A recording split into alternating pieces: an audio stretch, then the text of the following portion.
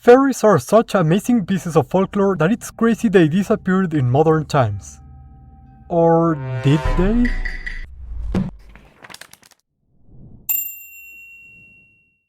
Hey everyone! Fairies come in all shapes and sizes from all sorts of tales and legends, but today we will focus on one particular aspect of them. Those evil tricksters that love messing with humans, and we'll be playing as well with their similarity to certain beings from our modern imaginary. Please consider liking, hyping and subscribing if our tale doth bewitch thee. And now, without further ado, let's get started.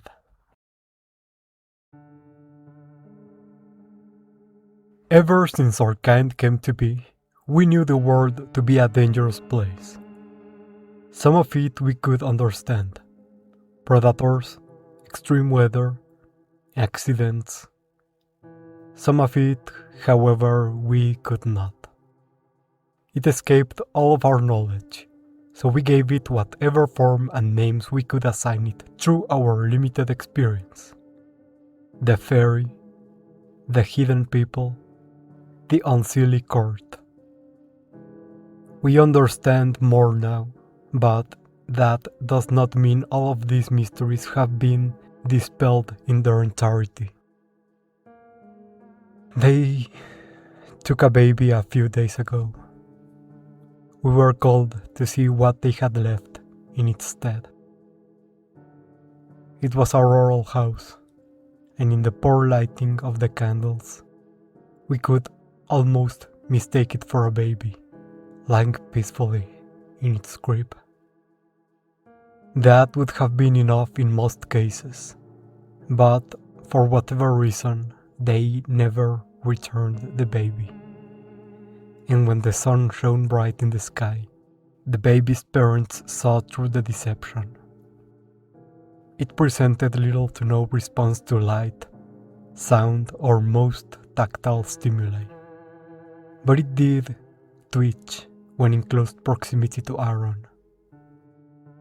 It also presented some disturbingly unbaby-like behaviors upon being lifted from the crib. This thing that looked like a 2-month-old baby ran away and climbed up a cupboard before we could secure it again. It died and dissolved on its own a couple days afterwards. We know not what happened to the real baby.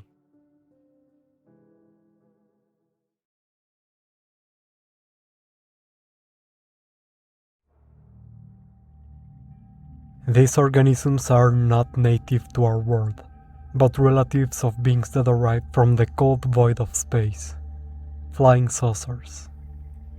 A reminder of the basic biology of these organisms is probably required. To boot, these beings are characterized by a saucer-like main body and a series of disposable, disconnected accessory bodies. Not offspring, like in an insect hive, but direct extensions of the saucer's bodies, controlled exclusively by their own nervous system. This control is exerted through an electromagnetic organ, which constantly produces finely tuned electromagnetic waves to keep contact with the accessory bodies, gathering information and directing them. After adapting to our planet, however, we see one of the main differences between the fairy and its counterparts in space. The main body of the fairy is much smaller, 10 meters across at maximum, and spends all of its life buried in a mound, under a thin layer of dirt, remaining sessile while its accessory bodies gather resources and feed it. This organ also limits the fairy's distribution, as heat negatively affects the strength of the EM organ and the waves it produces, meaning fairies thrive in temperate to colder environments. The constant use of EM waves for communication will stunt the growth of vegetation around it, except for a noticeable blind area around the saucer, where grass and fungi thrive. This is known as a fairy ring, the main way of detecting the presence of a buried saucer, although the eerie feelings of unease and anxiety produced by the strong EM fields is certainly a good signal too. In this new environment in which, paradoxically, the main body needs much less resources to function while having much greater availability of them, the fairy can expend a lot more resources into making more numerous and specialized accessory bodies, allowing for enhanced exploration and defense of the main body. The most common accessory bodies are utilized in scouting and collecting resources and food for the main body, although its reduced intake means they will spend a lot of time simply patrolling and taking care of their surroundings, remaining on the lookout for potential predators. These accessory bodies are almost identical to those of the space saucers, retaining a small frame and a simple body arrangement, although the increased exposure to the elements will cause their external layer to fray and fall apart quickly, producing the greenish tinge and worn appearance that characterizes them. Contrasting these are the more specialized reproductive accessory bodies, those that transport genetic material from one mound to another. The need for this to be a specialized structure is twofold, as, for one, the main bodies are now sessile, meaning the distance the accessory bodies need to traverse to exchange gametes is much greater, especially when compared with space saucers, which reproduce while floating side to side. And second, this distance is much denser in potential predators and dangers than the vacuum of space is. Hence, these specialized bodies are much larger and visually striking as a warning to other creatures, and equipped with resonating organs that redirect the main body's EM waves to act as a weapon. The new organisms produced through this process will then be taken away by the same type of accessory body to be buried in a different area, left to grow and thrive on its own once it is capable of using its EM organ and accessory bodies by itself. Fascinatingly, preliminary observations of interactions between these organisms seem to indicate the presence of a very lax form of civilization between them.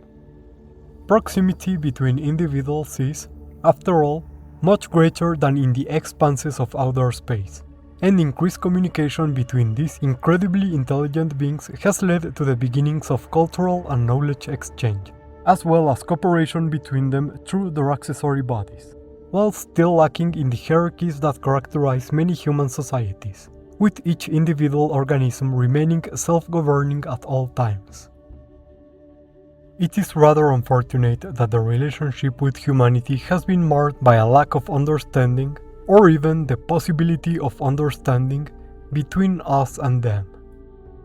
Fairies, like their space counterparts, are very curious about us, but given their incapacity to communicate with us for most of our history, their curiosity has been satisfied in less than ideal ways. Fairies have been known to kidnap humans and take them back to their mounds to study them, a process that can be facilitated by the use of their EM waves to reduce brain activity. But this is not a surefire way to avoid issues. Using less power than needed, the victim will retain its presence of mind, which can lead to altercations, and using more can lead to the victim dying, the cause being undetectable as far as most humans can understand. For these reasons, fairies have taken to studying children instead, hence minimizing risks, before returning them physically unharmed. While physical injuries are rare, their hair is often tangled and knotted as a result of the stress they have undergone. While this process takes place, the fairies will replace the young they take with a special type of accessory bodies, produced for this purpose alone. Changelings, small simulacra of humans, disposable and barely connected to the main body. You've seen them already today. Fortunately, there exist ways to protect oneself from the fairies, which work with varying degrees of success. Many dense materials are known to block their EM signals, stopping them from communicating with their accessory bodies. Due to its relative abundance and use by humans, cold iron is favored for this purpose, and its high density ensures even small quantities can cause interference between the main and accessory bodies. highly effective, but of limited utility given how situational its use is. Many people have taken instead to leaving offerings for these beings, or placing charms around their homes to keep the Fae away.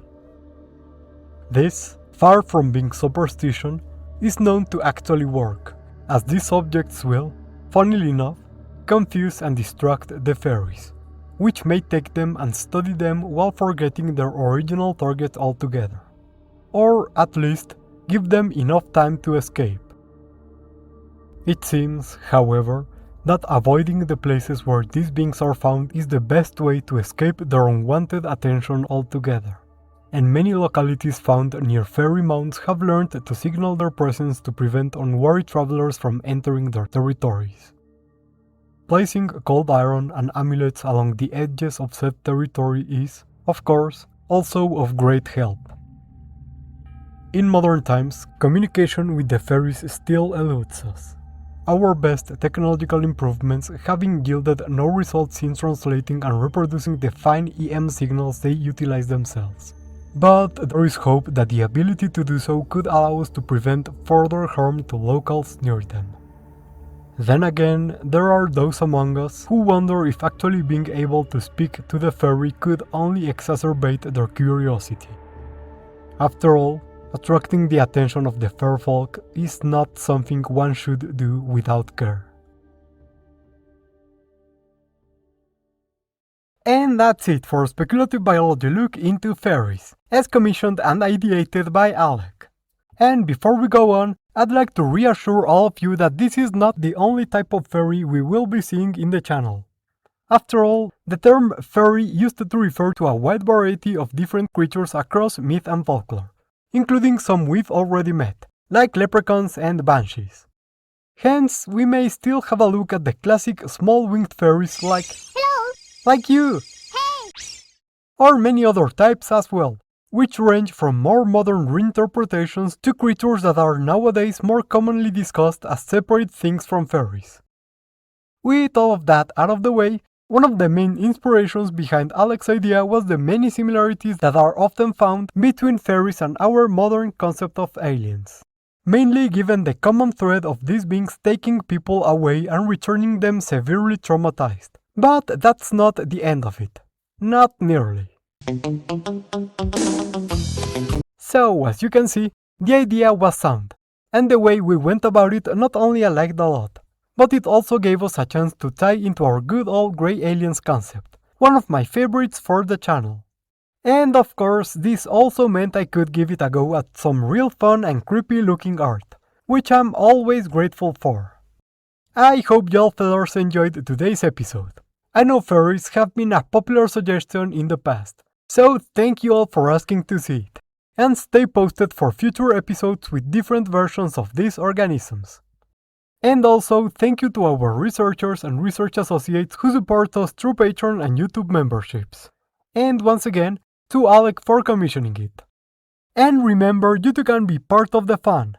If you join our Patreon for as little as $3 a month, you can see all of our videos and creatures before anyone else and help in the creation process. Or you can also like, subscribe, or write a comment telling me any type of creature you would like me to give the Spec Evo treatment in the show. Any of those really help the channel a lot. Thank you all for watching, and see you next time on the Speculative Wildlife Research Center.